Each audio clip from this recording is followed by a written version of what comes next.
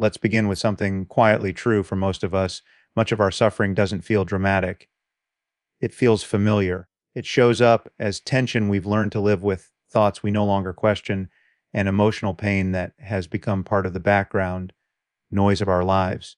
And because it's familiar, we often stop recognizing it as suffering at all. Today, I want to explore a single mental habit, subtle, almost invisible, that trains the mind to accept suffering as just the way things are. Most of us move through our days in a nearly continuous conversation with our own minds. Thoughts arise so seamlessly, so intimately that they feel less like events occurring in awareness and more like direct reports on reality. A sentence appears, perhaps quiet, perhaps harsh, and it is immediately believed. This is who I am. This is how things are. This is what will happen. There is rarely a pause in which the mind asks whether the thought is accurate, useful, or even necessary. Identification happens instantly. The thought becomes me, or mine, or true without deliberation. From early on, this habit is reinforced. As children, we learn to orient ourselves through language and narrative. We are taught to describe ourselves, explain our behavior, justify our feelings. Over time, the mind becomes skilled at producing stories that give coherence to experience. This is not inherently a problem. In many ways, it is what allows us to function. But when this storytelling faculty goes unexamined, it quietly turns into a mechanism for suffering. Thoughts that arise in moments of fear, shame, or exhaustion are taken as enduring truths rather than temporary expressions of a nervous system under strain.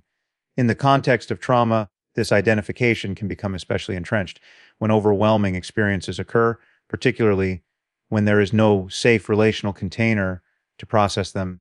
The mind looks for explanations. It often settles on explanations that locate the problem within the self, not because they are accurate, but because they provide a sense of order. I am unlovable. I am unsafe. Something is wrong with me. These conclusions feel stabilizing at first. They offer predictability, but over time they harden into identity. The thought is no longer something that happens. It becomes something one is. What makes this habit so powerful is its invisibility. Identification does not announce itself, it doesn't say, here is a thought, and now I will believe it. It simply collapses the distance between awareness and content. And once that distance disappears, suffering feels justified, even appropriate. If the thought says, I am fundamentally broken, then pain no longer feels like a signal or a visitor. It feels like confirmation. There is also a subtle emotional cost to constant identification. When we are fused with our thoughts, we are rarely fully present with our actual experience. Sensations in the body, fleeting moments of ease, the quiet intelligence of awareness itself, these are overshadowed by the commentary. Life is filtered through interpretation before it is felt. And because many of these interpretations were shaped during moments of vulnerability, they tend to skew toward threat and self-criticism. Importantly, this habit is not a personal failure. It is not a lack of insight or discipline. It is a natural consequence of a mind that evolved to protect us. Identification helps us respond quickly. It reduces ambiguity. In threatening environments, this can be adaptive. But when the environment changes and the habit remains, it can quietly perpetuate suffering long after the original danger has passed. There is something profoundly relieving in recognizing that thoughts are events, not identities. This recognition does not require suppressing or replacing them. It simply involves noticing their appearance with the same neutrality we might notice a sound or a sensation. When a thought arises and is seen as a mental occurrence rather than a definition of self, its emotional charge often softens on its own. The suffering it carried was never inherent in the thought itself, but in the belief that it was inseparable from who we are. In this way, awareness becomes less about control and more about honesty. Honest seeing reveals that the mind is constantly producing interpretations, many of them shaped by past pain, and that none of them need to be obeyed automatically. Within that seeing, even long-standing suffering begins to lose its sense of permanence, not because it has been argued with, but because it is no longer mistaken for the self. There is a common misunderstanding about the mind and nervous system that they are designed to seek comfort, happiness, or ease. In reality, their primary task is far more modest and far more ancient to keep us alive. Safety, from the perspective of the nervous system, is not synonymous with well-being. Safety means predictability. It means knowing what comes next, even if what comes next is painful. When distress has been present for a long time, The body learns its rhythms. Muscles hold familiar patterns of tension. Breathing adapts to chronic vigilance. The mind becomes skilled at anticipating threat. Over time, this state begins to feel strangely normal, not pleasant but recognizable, and recognition for a nervous system shaped by survival often feels safer than uncertainty. For many people, especially those with histories of relational or developmental trauma, moments of calm can feel disorienting rather than soothing. The absence of distress removes the signals the nervous system has learned to track. Without those signals, there can be a subtle sense of danger, as if something important is being missed. The body may respond by recreating familiar stress through rumination, self criticism, or worry. This is not self sabotage in the moral sense. It is an attempt to return to known territory. There is also an emotional loyalty to familiar pain that often goes unrecognized. If suffering has been intertwined with love, belonging, or identity, letting go of it can feel like a betrayal. A part of the psyche may believe that staying connected to pain is a way of staying connected to the past, to people who mattered, or to versions of ourselves that learned how to survive under difficult conditions. In this light, suffering is not merely endured, it is preserved. Uncertainty, by contrast, offers no script.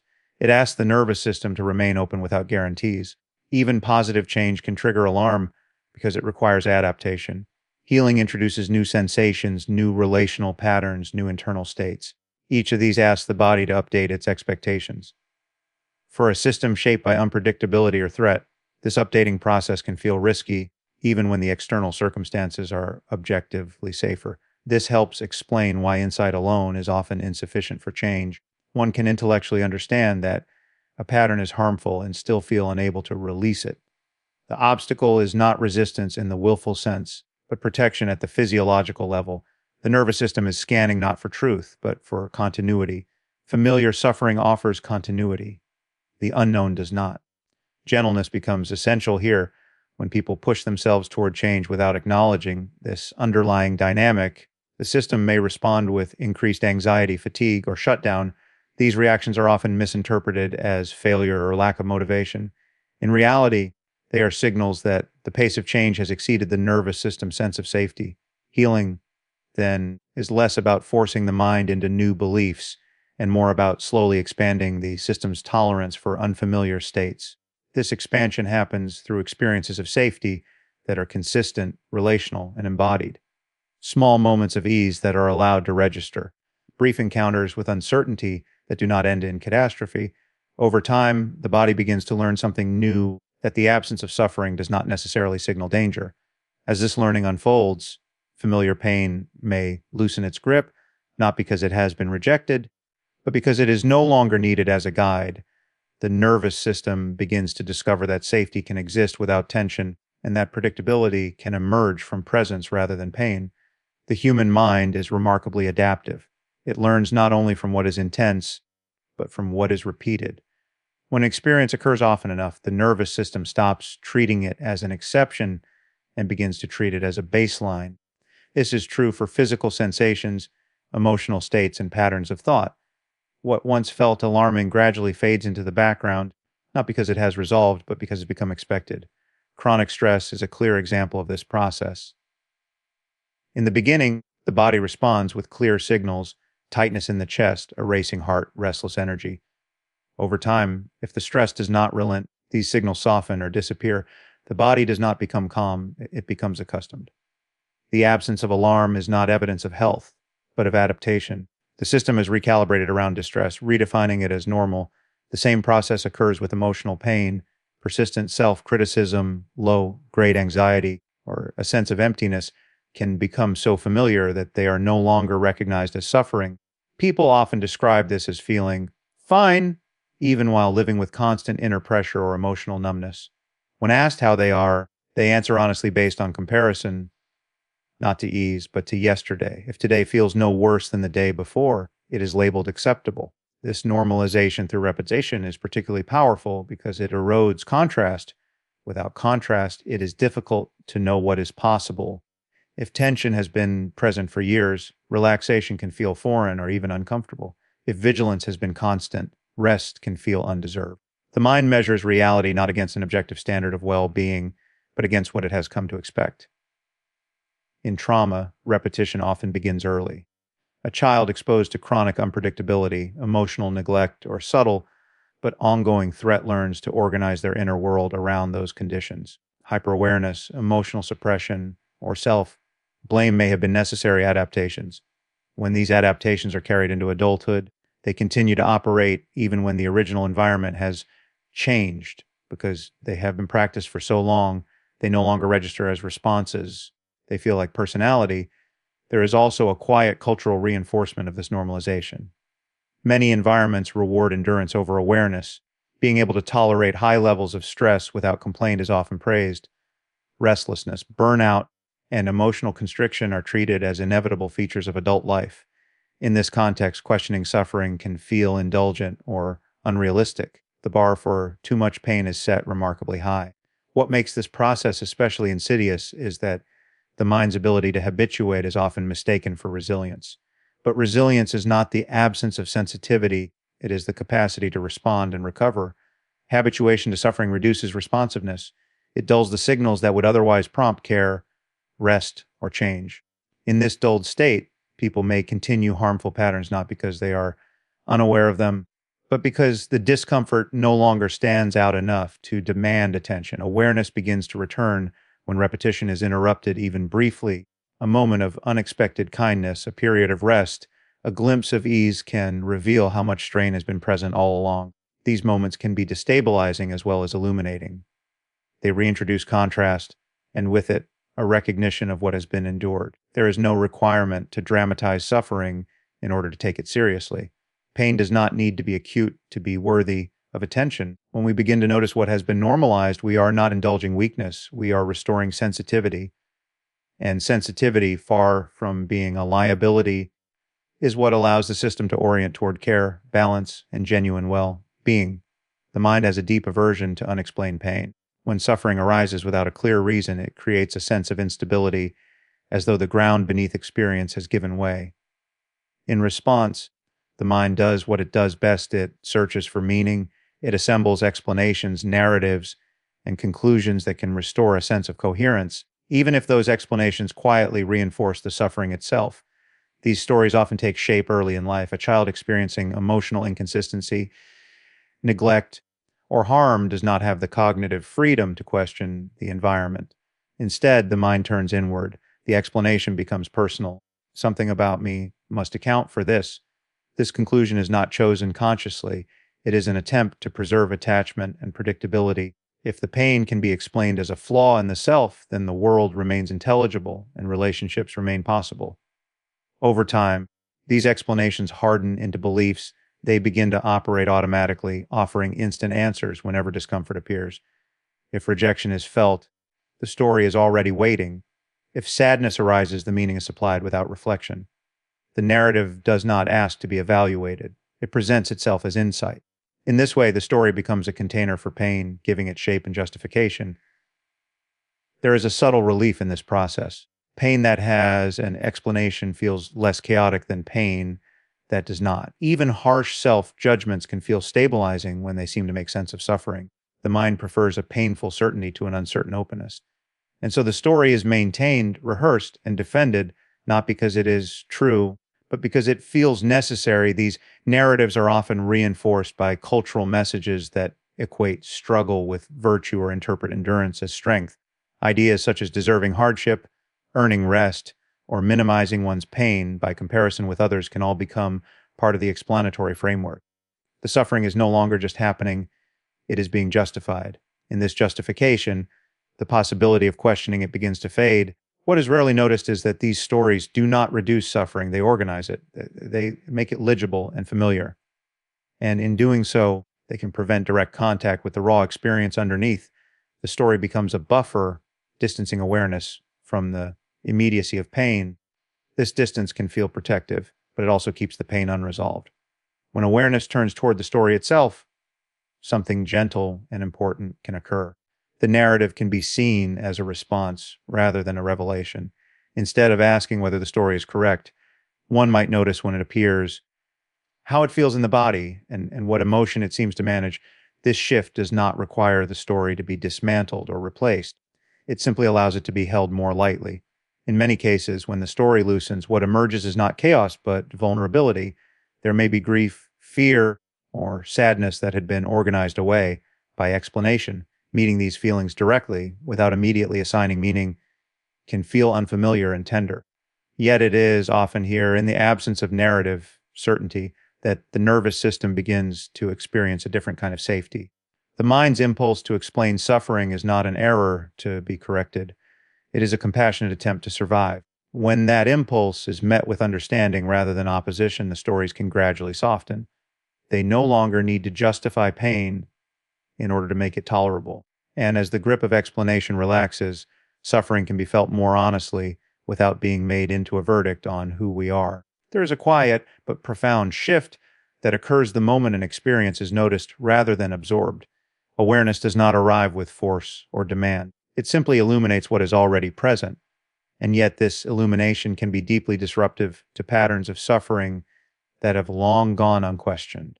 The disruption does not come from changing anything, but from seeing clearly what has been happening all along. Much of suffering persists because it operates beneath the level of conscious attention.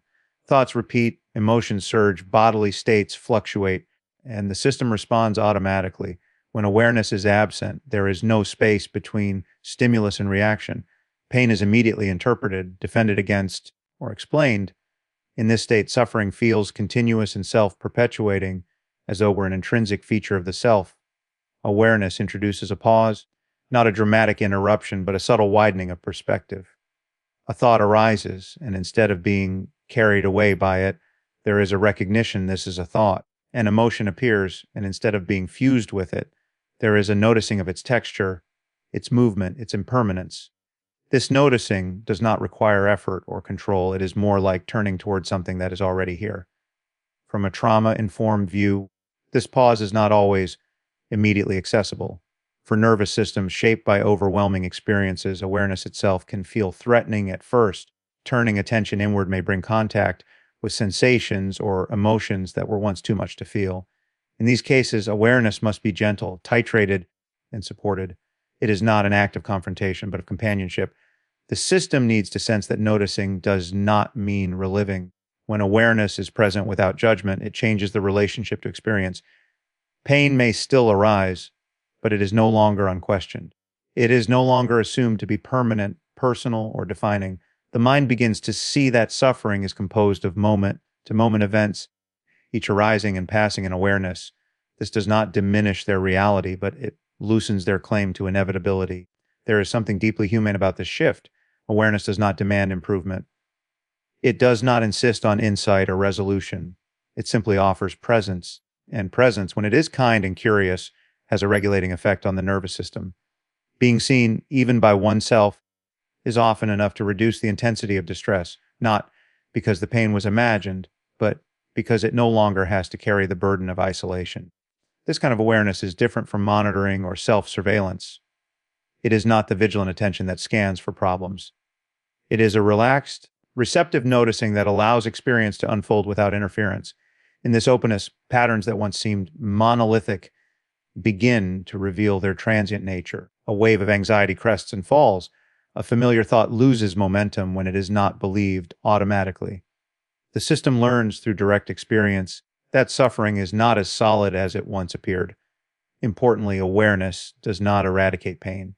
It changes the conditions under which pain is held. When suffering is met with attention rather than resistance, it often becomes more workable. The energy that was previously spent on avoidance or explanation is freed, allowing for a more direct and honest encounter with what is present. This honesty is not harsh. It is spacious. It allows room for complexity, contradiction, and uncertainty. In that space, new responses can emerge organically without being forced. The system begins to trust that it can experience discomfort without being overwhelmed by it, and that trust itself becomes a quiet source of relief. Many people approach healing with the unspoken belief that something about them must be fixed before they can feel at ease. This belief often carries a subtle urgency, as though the past were a problem that must be solved in order for the present to be bearable. Yet, for many forms of suffering, especially those rooted in trauma, this orientation can quietly deepen distress. It frames pain as evidence of failure and reinforces the sense that one is perpetually behind where one should be. Compassion offers a different entry point. Rather than asking how to undo what has happened, it asks how the present moment is being met. Compassion does not erase history, and it does not require a revised narrative of the past. It changes the tone of the relationship with experience now. This change in tone can have profound effects on the nervous system, even when circumstances remain the same. From a physiological perspective, compassion is not merely a sentiment, it is a signal of safety. When the system senses warmth, patience, and non-threat defensive responses begin to soften. Muscles release slightly, breathing deepens, the mind becomes less vigilant. These shifts may be subtle, but over time they create conditions in which healing can occur, not by force, but by permission. For those who have learned to survive through self-criticism or emotional suppression, compassion can feel unfamiliar or even unsafe. Kindness may have been inconsistent or absent in early environments, or it may have been paired with unpredictability. In such cases, turning toward oneself with gentleness can initially provoke discomfort. This discomfort is not a sign that compassion is wrong. It is a sign that the system is encountering something new. Compassion does not argue with pain or try to make it go away. It acknowledges the reality of suffering without adding a layer of judgment. Instead of asking, "Why am I like this?" the question becomes, "What is being protected here?" This shift alone can reduce the sense of inner conflict. Parts of the psyche that once felt attacked begin to relax when they are understood as adaptive rather than defective. Over time, compassion alters the internal landscape. Experiences that once triggered immediate self-blame are met with curiosity. Emotional reactions that once felt overwhelming are approached with patience. The past is no longer something to be conquered. It becomes part of a larger human story of adaptation and survival. This reframing does not minimize pain, it contextualizes it. Importantly, compassion does not mean resignation. It does not imply that suffering should be accepted as permanent or inevitable. It simply recognizes that change is more likely to occur when the system feels supported rather than coerced. When there is less internal resistance, energy becomes available for growth, insight, and connection. As compassion becomes more consistent, the relationship to suffering continues to evolve. Pain may still arise, but it is no longer accompanied by the belief that it defines the self.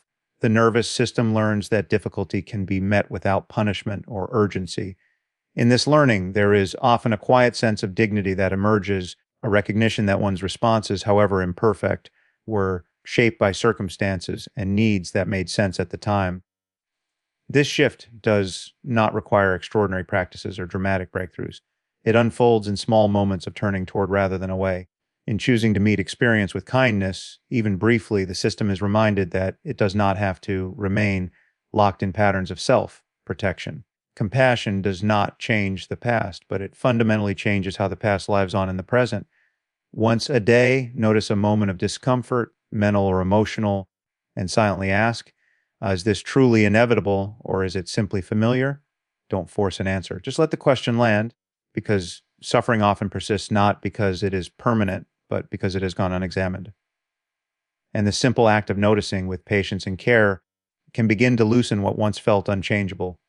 Thank you for listening.